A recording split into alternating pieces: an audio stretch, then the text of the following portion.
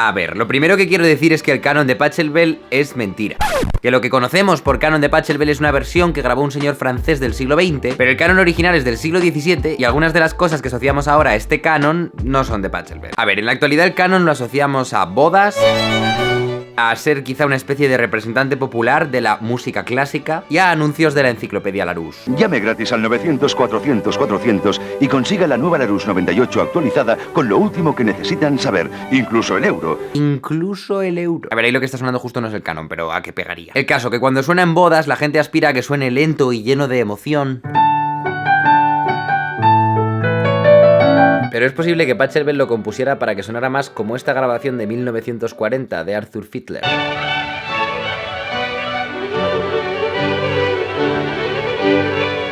O sea, lo contrario, una pieza romántica. Casi parece una pieza virtuosa. Y para entender por qué lo tocamos así de lento, y por qué es una obra tan famosa en nuestros días, cuando no lo era antes, hay que entender su historia.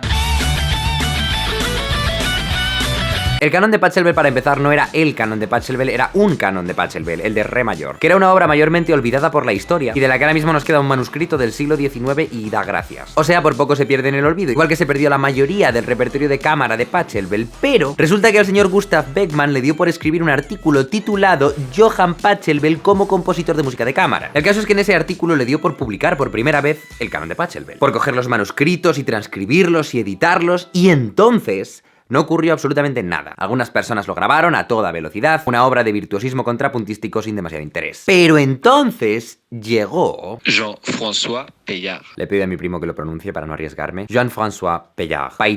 Paillardo. Paella. El señor Paillard. Este señor vio algo. O sea, escuchó la versión frenética y dijo: aquí hay gente llorando en bodas, hay niños siendo concebidos, bandas sonoras de películas, aquí hay tomate y lo voy a sacar. Yo he decidido imaginarme que lo que ocurrió fue que le dijo a sus alumnos que lo tocaran y les salía mal, y entonces él les dijo: pues hacedlo más lento, y no les salía, y se enfadó, y en plan muy lento. O sea, cerramos el conservatorio hoy. Si hay que hacerlo con la negra igual a 20, lo hacemos con la negra igual a 20, y no nos vamos de aquí hasta que no lo hagáis sin fallar ni una nota. Y entonces sus alumnos empezaron: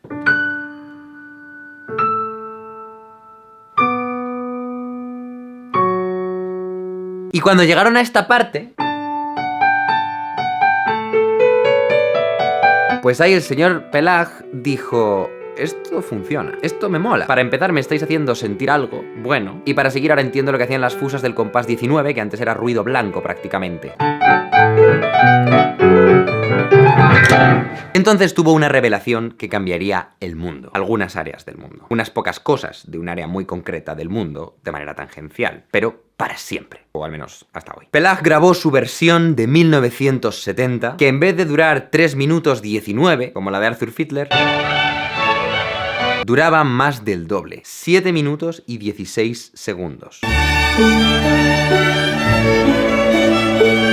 Era una versión romántica, en el sentido artístico y en el sentido del amor, que cambiaba por completo el concepto de la obra. Proponía una nueva manera de entender el canon de Pachelbel. Pero era tan larga, su versión tan lenta, que tuvo que empezar a añadir notas, porque había partes que es que si no, eran infumables. El comienzo, que muchos intérpretes simplemente habrían hecho, pues claro, a él le daban las 1000.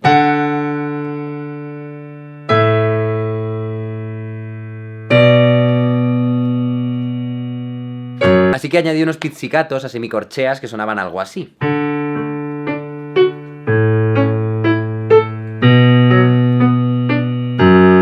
Que si esa es la velocidad a la que suena tu semicorchea, pues imagínate. Y desde entonces un montón de grabaciones del canon de Pachelbel han imitado ese pizzicato inicial que Pachelbel no puso.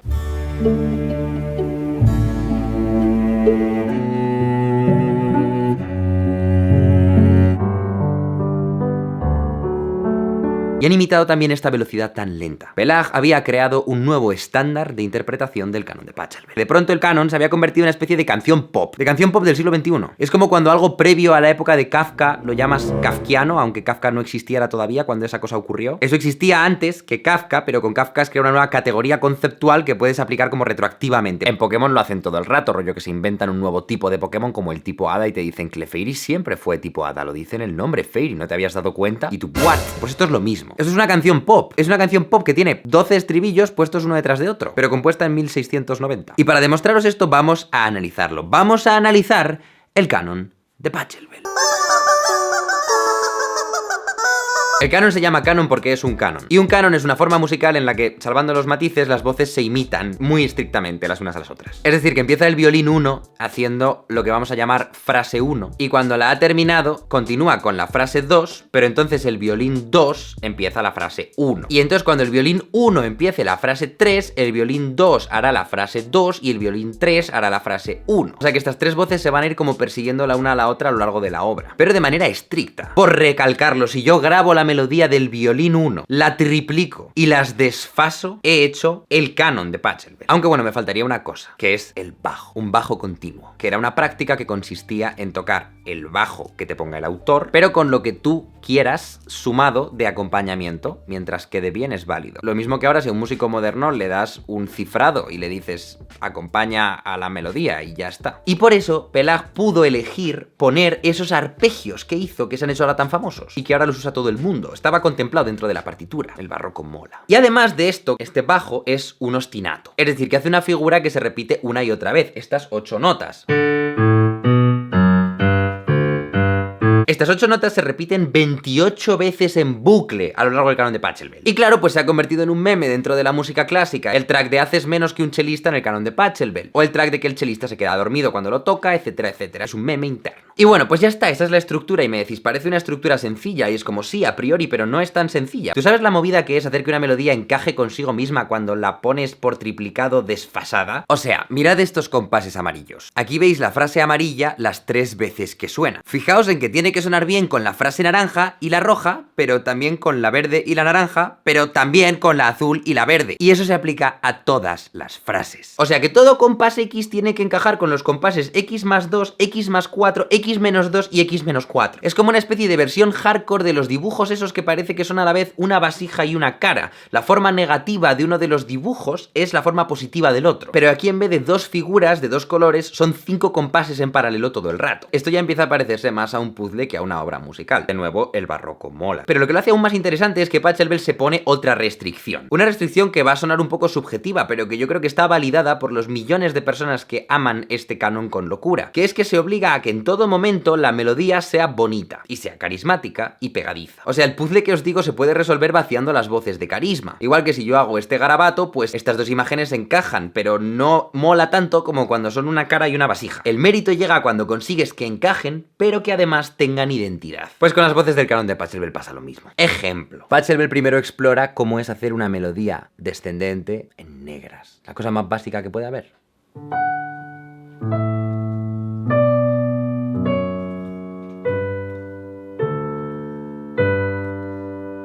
Y entonces ahora el violín 2 tendrá que copiar eso, así que el violín 1 simplemente hace esa melodía descendente una tercera más abajo para que vayan acompañándose.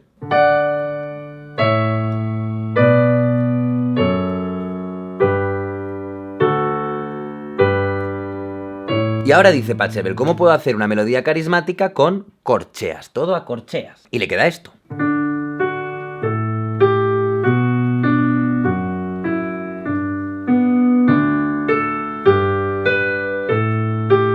Es muy pegadiza, es muy bonita, es tarareable, porque acaba de hacer un temazo, a corcheas. No es tan fácil, ponte a buscar con estos 8 acordes melodías a corcheas que suenen así de bonitas. Y cuando ha hecho la primera, hace la segunda, que es casi más bonita.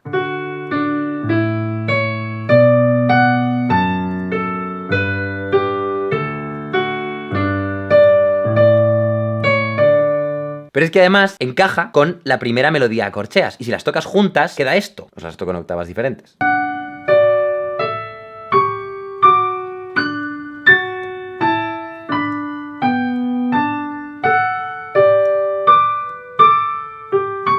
Y no contento con eso, ahora el violín 1 va a explorar cómo hacer la melodía más carismática que pueda con semicorcheas. Va doblando los tiempos cada vez más rápido. Y mirad qué bonita es.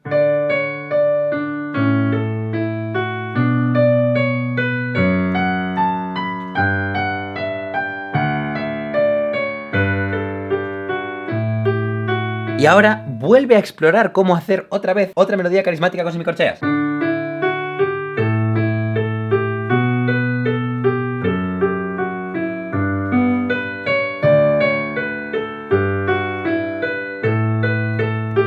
Que de nuevo concuerda con otros 4 compases, 2 anteriores y 2 posteriores. Os toco 2 de ellos, por poner un ejemplo.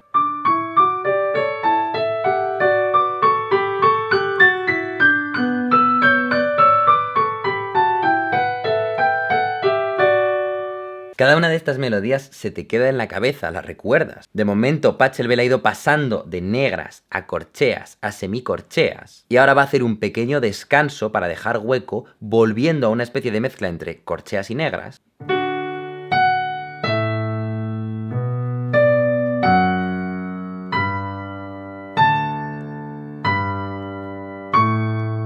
De tal manera que cuando los violines 2 y 3 estén haciendo esta repetición, que es un poco más lenta y un poco menos carismática que las demás, el violín 1 pueda lucirse haciendo la parte más famosa, que es cuando entran las fusas.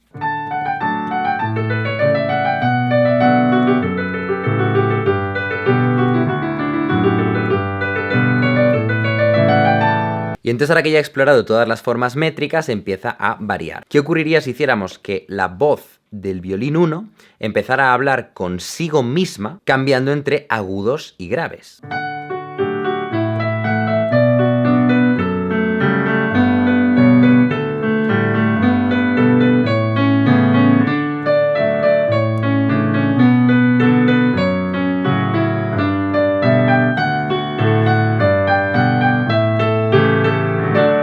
O sea, veis que parece que está hablando consigo mismo, que él mismo se dice...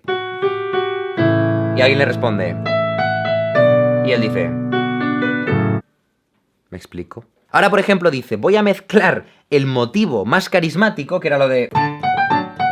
Y lo voy a mezclar con el violín que habla consigo mismo. Entonces, si antes el violín hablaba consigo mismo de una manera normal, ahora va a hablar consigo mismo con estos diálogos entre agudos y graves con el motivo.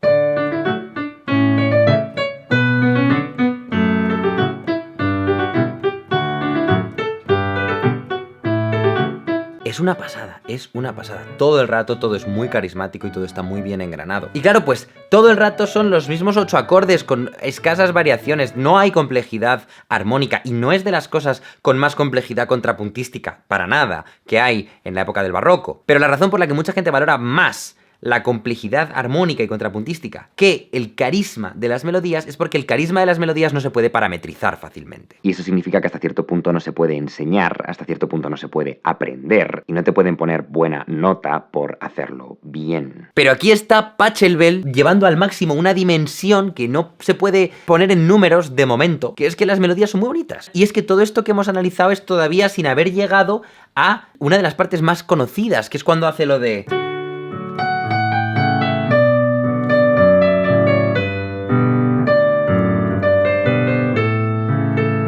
O la parte de...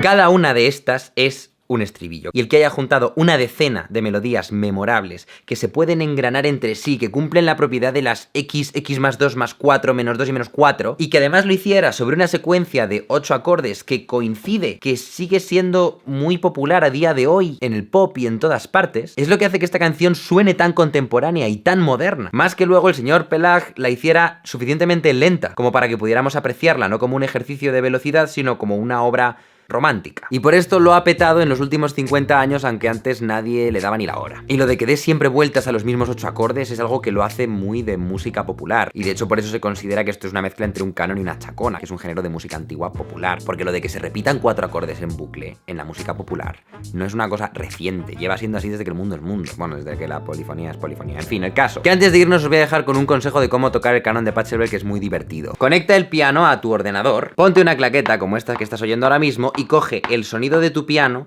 y rutéalo a 2 pistas paralelas que cada una tenga un retraso con respecto a la anterior de 2 compases. De tal manera que si yo ahora toco algo...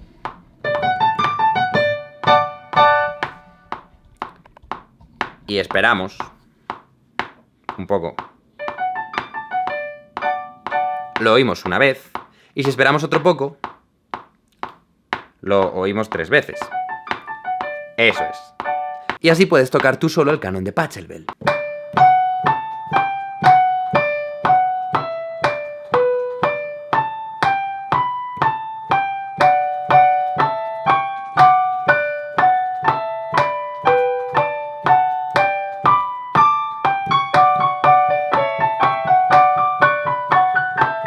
etcétera. Así que nada, espero que hayáis disfrutado del vídeo y la próxima vez que escuchéis el canon de Pachelbel, recordad, se pronuncia Pachelbel.